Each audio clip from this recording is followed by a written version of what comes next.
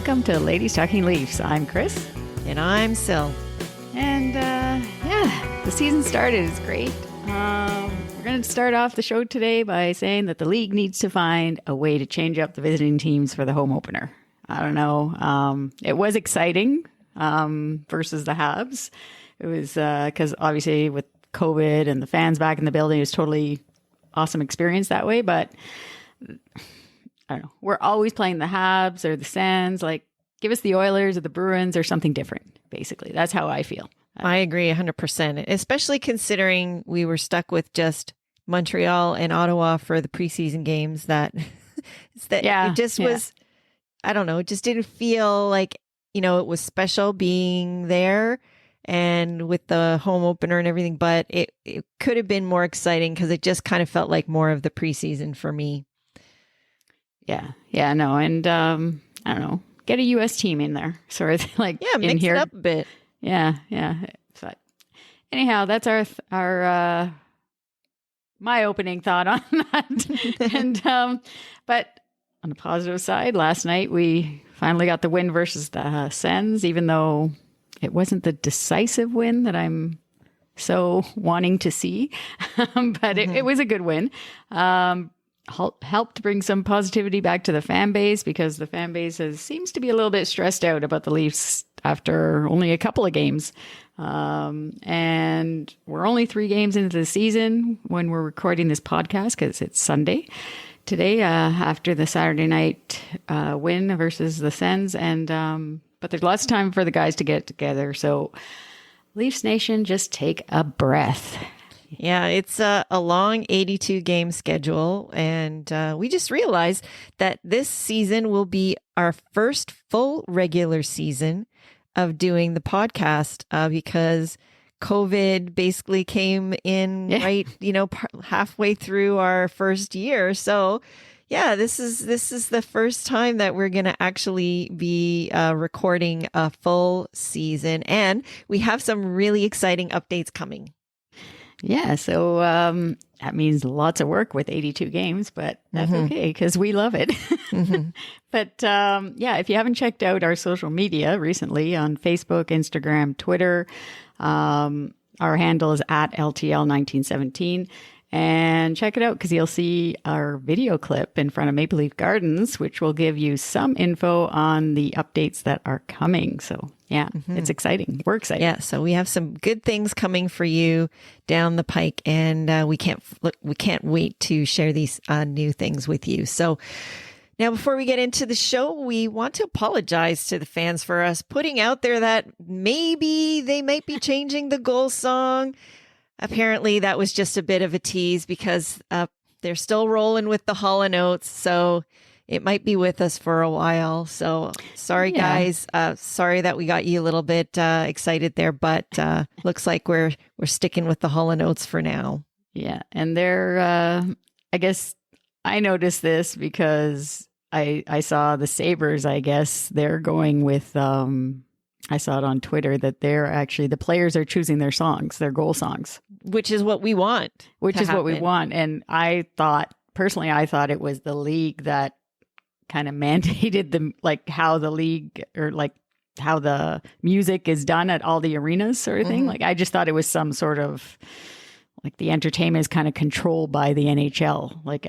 Obviously if the Sabres are doing this, then why can't we do it? Why can't we do it? I'm sure. Totally. That's just another way for players to showcase their personalities. I guess they could put some stipulations, like no songs laden with F-bombs and stuff like that if they want. Yeah. But it would be really cool because they already have their playlists, which I think we've mentioned, like on Spotify and Apple. Yeah. A lot of the players have their own, and there's team specific ones. I don't know why they can't do that because it's just another way to showcase the players and their personalities and the music they like. I love that. Today too, they just announced that they're going to be able to dress business casual. Yeah. Is how Austin Matthews said. So they don't have to wear, I guess, the suit. So I don't know, maybe Willie will get his wish there where he said he's going to be wearing the, I don't know what, those pants that Justin Bieber that exclusive thing, the clothing line or whatever, and they look like pajamas to me, but well, they're sweats. Or they're yeah. So I guess maybe that's business casual. I don't know, but anyways, they're allowing that. So why their business because they live in sweats. So yeah. But anyway, so we're gonna get into the show now. But before we do that, we just want to put it out there again that if you ever have any questions or comments about the Leafs or want to give us your thoughts that we could share on the show, definitely go ahead and DM us on social media or email us at ladiestalkinleafs@gmail.com and we may share your comment on the show. So it is the regular season. And with that, we're going to be getting back to our usual podcast format that we rolled out last year. So just as a refresher, we're going to be talking about the good, the bad, and the ugly, where Chris and I each pick one from each category and discuss what we think went right or wrong with our Leafs. And then we're going to get into the Ladies Talking Leafs Highlight Reel, where we choose our top 3 moments of the last 2-week segment and discuss. And we end off with a segment called The Third Period, which is kind of like a grab bag of different things that we want to talk about, which could have to do with hockey in general, the league, or any other topic that we kind of want to throw out there. So without any further ado, let's talk Leafs.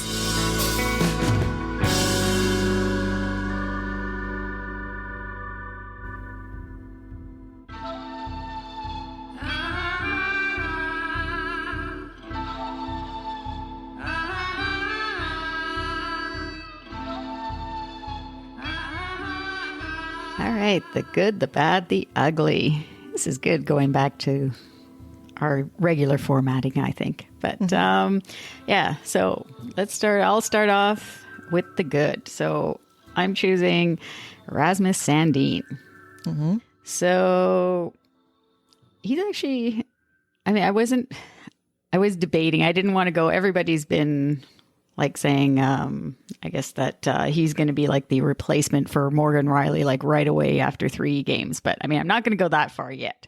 He probably will be, but, eventually. But I mean, it's going to be his first full NHL season. And anyhow, right now he's over the 3 games, like I guess just the passing, like he's so confident with the puck, he's making it look so easy.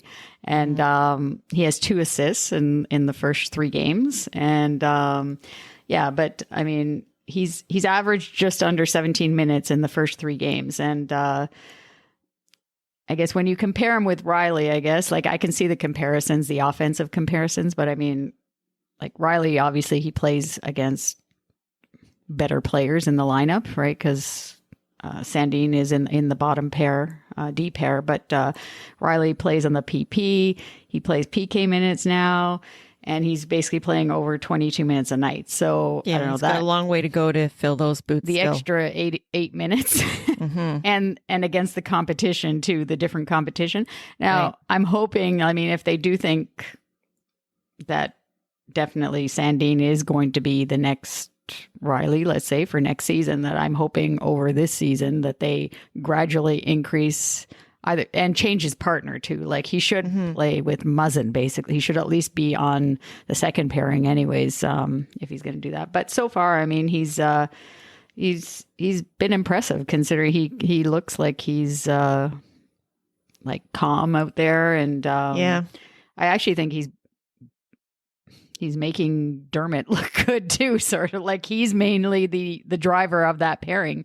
I don't know. I mean, I'm still looking for more for Dermott. I mean, not that he's been bad, but the focus here is Sandin. Yeah. Yeah. But I would say that, I 100% agree with you on that. For a young guy, he's so poised and nothing really seems to rattle him. And he seems to be like, one thing that I find he does kind of have on Rielly is he is really mobile along that blue line, especially when you see him on the power play. He can get shots through way more somehow. Yeah. Like he's just really good at finding those holes and getting that puck down in there for scoring opportunities. So he's been really impressive, and I haven't seen like too many, big mistakes or gaffes or anything like that.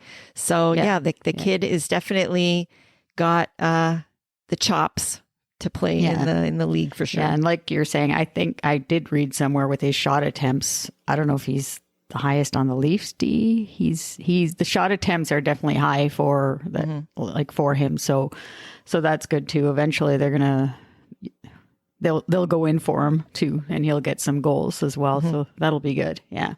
So who's your good? Okay, so my good that I'm going with is the person that I looked to at the beginning when we were just, giving our predictions to really be the person that kind of carries us through while we were waiting for AM34 to come back, and that is William Nylander. And okay, so he's already scored, but they're using him in a whole lot of other ways. Like he's getting penalty killing minutes. His 200-foot game seems to be much better. But the thing that I've noticed the most about him is his demeanor. Like he has got an intensity this year that I haven't seen from him before. And he has been over 3 games right now, I would say, very consistent in his play. Like we have seen moments in the past where you get a good night from Willie and then the next day it's that flyby Willie.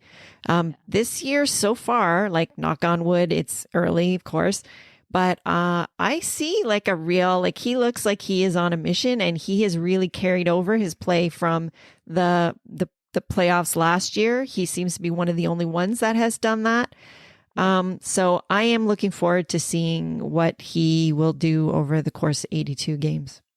Yeah. No, he's definitely been the best player, hands down, like over the 3 games, the start. And, yeah, like you said, when we went to that blue and white game, we said he was like the captain out there, right? Yeah, so like he seems so different out there right now. Like he's just not, he just seems to be taking it, way more seriously. So I'm happy to see that and looking forward to what he will do over the course of the regular season. So let's move on to the bad. So Chris, what is your choice for bad? Okay, so I have to say though, I did actually choose Kerfoot to begin with, but then apparently on my way home last night from the game, apparently Sheldon Keefe had a chat with him, and that's basically what in the morning skate yesterday before the Sens game. So that apparently turned him around. So so he played really well last night. He had a good game. Yeah. So he must have he's taken that to heart. Yeah, exactly. He's not the bad. The bad is the injuries, basically. Have to say, I look back just to see where our opening night lineups came in from Syl and I when we put them in our last episode, and we were close, but then we had Ilya Mikheyev a lot in there in our to give him the opportunities even on the top line. But yeah, so now Mikheyev obviously is injured with the wrist, with the thumb, broken thumb, and he had to have surgery on that, and that's just horrible for him. It's crappy. Everyone has said how he just can't. He gets going and then he gets an injury. But anyhow, and then obviously Matthews, but he's coming back now. So hopefully that'll be good. I was thinking that they wouldn't start him versus the Rangers. I thought that they would kind of give him the week because then there's no game until Friday night. But I guess they decided maybe he wants to get in there now that he's ready. Yeah, I guess. And then maybe he does have those days to rest up. Yeah. So that's good.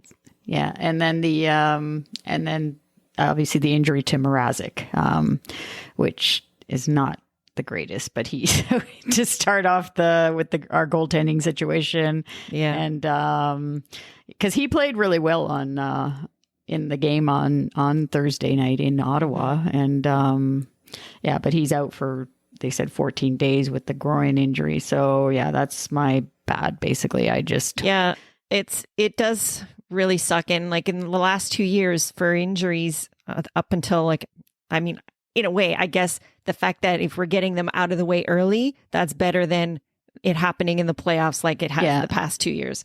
But the unfortunate thing is that at the beginning of the season, in the last 2 years, we've been fairly healthy over the course of both of them, even though they have both been shortened season, granted.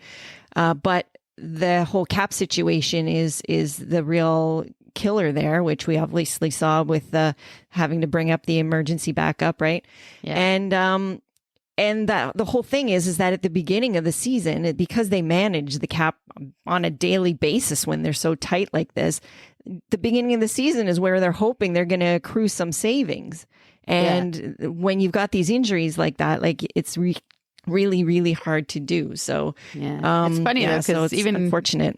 Keith said last night that Colorado actually was down a skater yesterday for the same reason. So it's not just us. No, it's not just it's not just us. And also Vegas last year, I think they had 5 games where they were like that. So it's all comes down to the fact that it's Gary COVID situation. Well, it's that he screwed us over. It's the fact that you know, if you're a cap team, you're going to be massaging this daily, and no one saw the COVID situation coming, and that it really derailed plans of all these teams that projected that they would have more space. You know, so anyways, it is what it is. You know, there's lots of arguments either way that, you know, to either change things or, you know, that teams that are having trouble managing it, you know, they get what they paid for kind of thing. But yeah, it kind of sucks, but hopefully it'll be. The cap is also bad. Let's just say that too. Yeah. Injuries are bad and the cap is bad. Cap. Mm-hmm. Yeah. We don't like And what's your bad? My bad is Pierre Engvall. Now, after the first game, when he played so well, I was like, oh, he's like actually maybe turning things around. But as usual, that is fleeting. And he has come back the next 2 games with his usual, I don't know. He's just so inconsistent. So like dumb penalties, giveaways.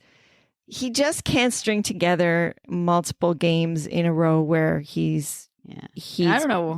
I don't know if it's that he's not giving his all or whatever, but it's like he's Willie Light in a way that you need to light a fire under him, or you used to have to for Nylander too, but it seems like he's getting it together this year. But Engvall, I don't know, like it. I don't know. I'd like to see him put together. Back. I don't know why he goes back in his own zone a lot. That's when things get messed up. Like when he gets the puck and at the neutral zone, and sometimes when he travels back, I mean, he is a good skater, but he travels back and he tries to look for a play. But it's like, don't go back, go towards the ozone sort of thing, right? Don't go back into your own, because then it ends up being, you end up having like losing the puck or whatever. And then happens. It turns into a scoring like a turnover opportunity, basically. Like it did last night. So yeah, so that's definitely, I don't know. I'm hoping he turns it around. Well, I don't know. Maybe. Am I hoping? Do I care? Maybe you're like Sheldon Keefe. I don't think he has much hope. I'm very indifferent about Engvall. But the sad thing is he's got wheels and he can put it in the net when he puts his mind to it. So he's just got to get a little smarter in his game. So let's move on to the ugly. And I think we are both in agreement on this one. What would we like to point out as the ugliness so far in this first 3 games? Yeah. So it's pretty consistent even in other games. It's the refs, basically. Yeah. And I think this made our ugly last year. Yes, it did. Also. Yeah.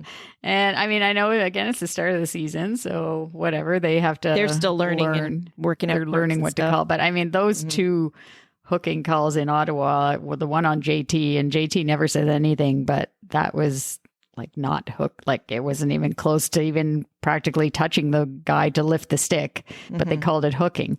And I just don't, that. And then the cross-checking penalties that I'm hoping to see once Matthews comes back now, that like to see how it is on him, like we were talking about last night, that like he takes a beating around the net because he's always there, right? So will it be interesting to see how many calls that he draws. Basically, he should draw more, because this is the thing that in, like, for example, in the NBA, you can't even get close to a star. Like, even if you put your little pinky finger on them, they go to the line for free throws. So why is it that you can basically beat up a star player in our league and get away with it? So yeah, he should be the beneficiary of some penalty calls. Yeah. And in case anyone's interested out there, I've learned what I think we both learned actually, there is a referee's crease right in front of the penalty box. We were, so I'm sure a lot of people that are listening to this already know that, but that was something that we weren't like really that keyed in on. Yeah, we didn't know that. We were reading some rules from that they put out for the Seattle Kraken fans being the new team in the league. And we were just scrolling through some of the details that they're passing on to their fans, and there's a referee's crease. Woohoo. Mm-hmm. Yeah. So anyhow, for now they're ugly. The refs need to pick it up and learn the rule and apply it correctly the way it's supposed to, not by just like touching a player around. I do really think that they're just finding their game also, because I mean, even there was that one penalty they called last night where it seemed like forever that it took for them to call it. And normally there's not that kind of delay. And I was just like, I don't know. It just felt really weird because it felt like it took a really long time for them to like blow the whistle and call it. So anyway, so basically we're going to move on to some positivity now, and we're going to roll the Ladies Talking Leafs highlight reel for the first time this season. Woohoo! Yay! So let's start with number 3. Chris, what you got? Well, I got the guy from Scarborough. Yes, Michael Bunting. Mm-hmm. He's quickly becoming a fan favorite. That's for sure. Favorite of mine too, quickly. He even got, I noticed, Darcy Tucker gave him the thumbs up last night on Twitter. Really? That must have been a thrill for him. Oh, yeah. Yeah. So, but proud Scarborough boy, and scored his first goal with the Leafs versus the Sens at home. And I just loved his first goal celebration, the way he just went up against the glass. And then his comment also after the game. I'm just going to read it here. He said, "I'm pretty much speechless when it comes to scoring his first goal as a Leaf. It was a pretty cool experience to look up and see all those Maple Leaf jerseys in the crowd and cheering, and they're cheering for me. For a kid growing up from Scarborough, it's a dream come true." Like, how could you not? Gave me chills here listening. How can you not? I read it too, but listening to you read it, it just gave me a little bit of chills up my spine. How can you not love that? Yeah, that's fantastic. Yeah. Yeah. And I mean, it's like totally amazing and so deserved. And we were talking last night about how, we need more guys on our team that have swagger. And like, obviously AM34 has swagger. And this guy seems to also have that in spades. So I'm like really impressed with what he's been bringing, and he's just a hard worker and he never takes a shift off so far that I've seen. So I'm like really impressed. All right. So for number 2, I have Jack Campbell, and I'm really impressed with how he's come out, especially considering he now has to carry the torch again for a while. He's only allowed 2 goals in 7 periods. Not 7 goals, no. Yes, he's only allowed 2 goals in 7 periods, which is pretty amazing. And he seems to be carrying forward what he did last season so far. So I'm really, really stoked about what he can offer. And I'm just hopeful that he manages to stay healthy for as long as possible, so Mrazek can come back in and spare him some games. That's what I was going to say. As long as he stays healthy, and Campbell is 19-3-2 over his past 24 regular season starts. So that's a pretty amazing not too record. Shabby. Mm-hmm. Yeah, and I just noticed over the 3 games so far, like he's made the big save when needed. Yeah. Like he's always been there, and so that's really all you can ask. And then just a quick note about Alex Bishop, who was the UFT student last night. I watched his post game. It was so cute, actually. Oh my God. He had to back up Jack Campbell because of the cap issues that we talked about in the intro. And I don't know, being a Leaf fan, I can't imagine how surreal a feeling that must have been for him to actually 100%. Be in the locker room and being on the bench and having people take shots on you, like, and that, even if you didn't get in the game. Yeah, that was really cool, and just to see, and his parents were there last night too, so that was really cool. But but kudos to Jack Campbell. Absolutely. Keep going, Soupy. Yeah. So number one on our highlight reel. Me and Syl are very happy about this, being back at Scotiabank Arena, and a lot of fans are too, to actually see a game live with like 19,000 fans. It was, I don't know, it was, some people were a little bit nervous there at the game on the home opener. It wasn't, I mean, it looked sold out, but it wasn't sold out. There was a few empty seats. But yeah, the noise factor, like a lot of people were saying, like it's the usual thing down there with the, I guess, the corporate crowd and that. But I mean, it could have been louder, but we have to say that it is a little bit difficult to scream with a mask on and like all night, right? Like to cheer. Sure. We did our best ourselves. And, but I mean, yes, there were times like after the national anthem, normally I find it a little bit, I find it normally a little bit louder. But yeah. And then last night, I was a little bit surprised, being a Saturday night, that there was a lot of empty seats last night for a Saturday night game. But I guess people are still, the nervous. Obviously, the price of the tickets too, that sort of thing. If you can't afford it, but yeah, no, it was just great to see a game, and we encourage everyone, if you can get to a game, like go. You don't have to be concerned. All the precautions are there and are being taken. And yeah, I would say, like, I've seen other games, from games in the States where no one's wearing masks. That's not the case at Scotiabank Arena. I'd say the majority of people are wearing masks unless they're eating or drinking something. So so far so good, I guess. I guess it's going to be a little while to see how it all shakes out, but all the checks and balances seem to be there right now. And I was surprised at how quickly I got comfortable. It was just like riding a bike, really, once you're back in there. So it was good. When we've been doing it for 29 years now, so we're pretty good at it. But so being back in the arena was great. And now with the U.S. border opening, it's going to be even more fun, because we can at least think about going on road trip possibilities. So for our next segment, the third period, we're going to be talking about road trips this time. So it's another segment of On the Road with Chris and Syl. So we're going to talk about a couple of different destinations and the dates that you can see these games in an away city. So I'm going to discuss Tampa, since I've had the pleasure of seeing a game at Amalie Arena. This is a favorite destination for Canadians, especially, and you can normally tell by the schedule that we normally have games down there on March break. This year, it's actually a little different.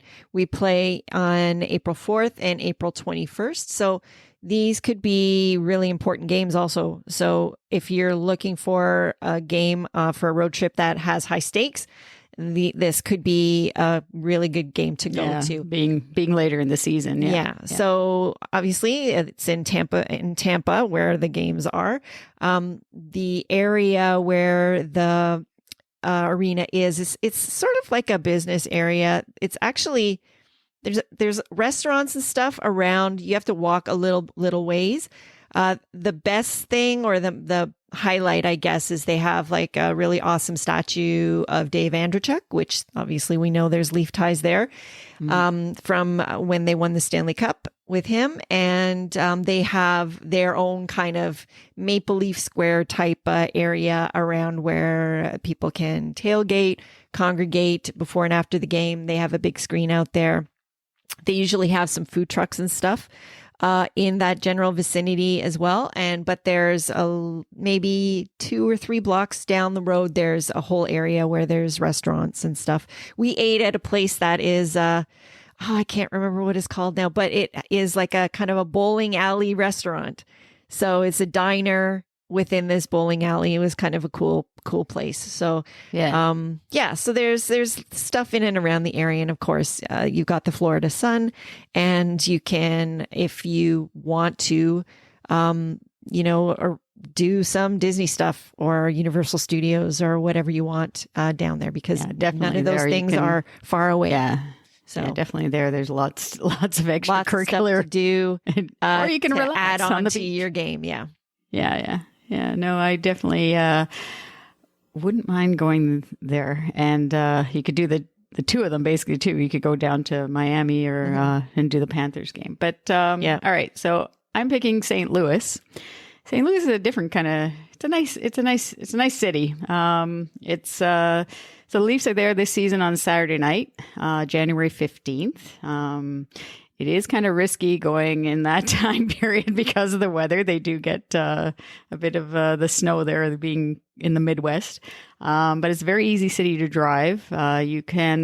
I would suggest you can stay on the outskirts and just drive in to the city, or stay downtown close to the rink. It's called Enterprise Center. So around the rink, there's a lot to do. Like, it's very central. It's right downtown. So there's a lot of restaurants there. Unfortunately, the time I was there, the Leafs weren't playing. It was Anaheim. So I didn't go to the game because I didn't feel like seeing Anaheim and St. Louis. But everywhere in that city, the Blues were they're definitely a popular sports team there.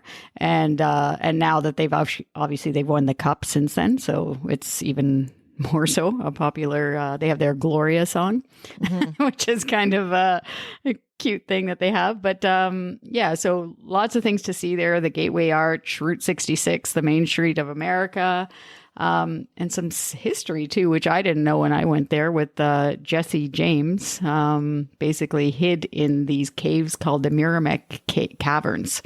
And that was kind of interesting to see there. But yeah, so I actually do want to go there. Hopefully Syl and I will get there. We did investigate once to go there and check out a game, because it is very easy, and they have good malls there too, sort of thing. And yes, for us ladies, you got to have some shopping to do in the trip somewhere.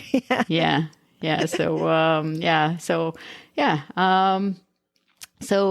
if I don't know, January, like I said, travel there might be a little bit, but but those are a couple places we thought we'd highlight for this edition of On the Road with Chris and Syl. But now we're going to look to the upcoming games for the Leafs in the next couple of weeks. So tomorrow night, obviously, it's Austin's debut, so that's exciting, versus the Rangers. And then they're going to be going on the road for a little bit. Friday night they play the Sharks, but then starting Saturday night, they're going to be on the road visiting the Pens, the Hurricanes, and the Hawks before coming home again to play the Wings and Vegas on November 2nd. So obviously the big game in that bunch that you mentioned will be versus the Canes, playing Freddie for the first time. Yeah. What are you feeling about that? Yeah, I'm thinking that's going to be pretty emotional for Freddie. I don't know. He's just, it's fun. He's 2-0, actually. They won again yesterday with the Hurricanes. He was in net for both. But it's funny, when we lost to the Senators on Thursday, I tweeted out I wasn't going to say anything. And it was funny. It was during the second period anyways, just before Mrazek got injured. And because anyways, I assume one of the tweets that came back to me from saying that I wasn't going to say anything or tweet anything. One of the tweets that came back was saying that, just say it, it's Freddie. Right?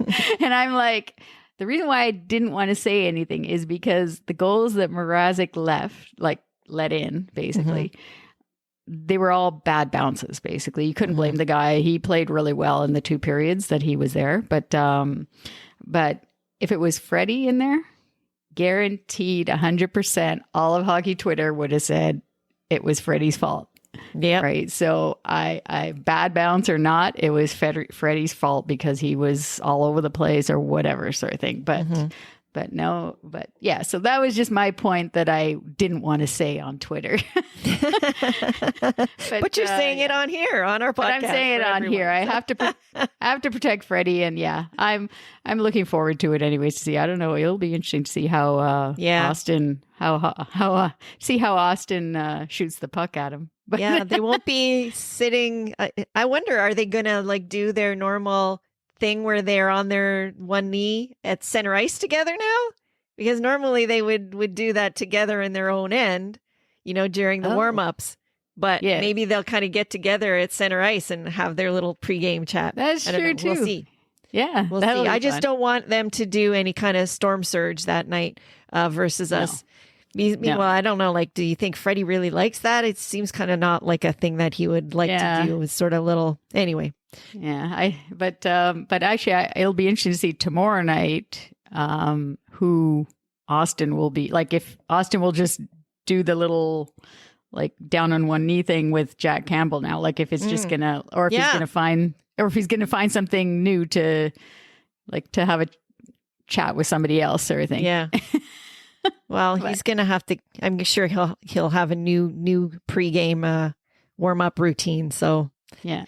Mm-hmm. So, anyways, over the next couple of weeks, it's going to be busy for Jack Campbell. And with Matthews returning on Monday night, our next episode is going to be very interesting and exciting. That's for sure. We expect Austin to be his usual self and score goals. That's right. Yeah. So, so before we go, we want to announce the winner of our anniversary contest. Yay. So, congratulations to Lauren Stewart, who won a fantastic prize that includes Maple Leaf swag items and a Tim Hortons gift card.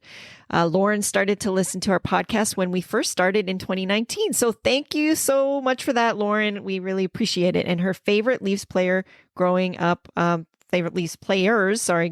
were Doug Gilmour, Felix Potvin, and Matt Sundin. Yeah, that's no questions there, or no problem with those three choices. But so Lauren is a longtime Leaf fan, and she has the tradition of watching Leaf games with her dad at his home every Saturday night, which a lot of fans out there, I'm sure they do that as well. So that's great to keep that tradition going. So congratulations again, Lauren, and we hope you enjoyed the prize pack. We're sure you will.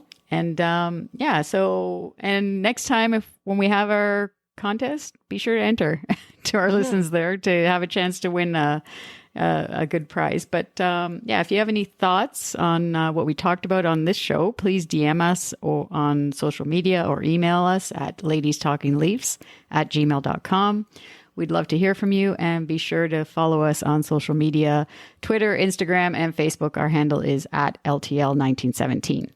And another way to connect with us is at Ko-fi.com. You can follow us there. And if you choose to, you can also support our show by buying us a coffee. Any donation goes towards helping us produce the show and making it even better for you. So you can find the link to our Ko-fi page on our show notes or in any of our social media profile pages.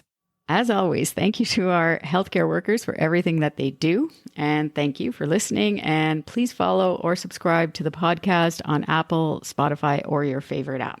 So stay safe and well, everybody. And we'll be back in a couple weeks, and we'll be talking about the return of Austin Matthews. Go Leafs, go! Leafs, go!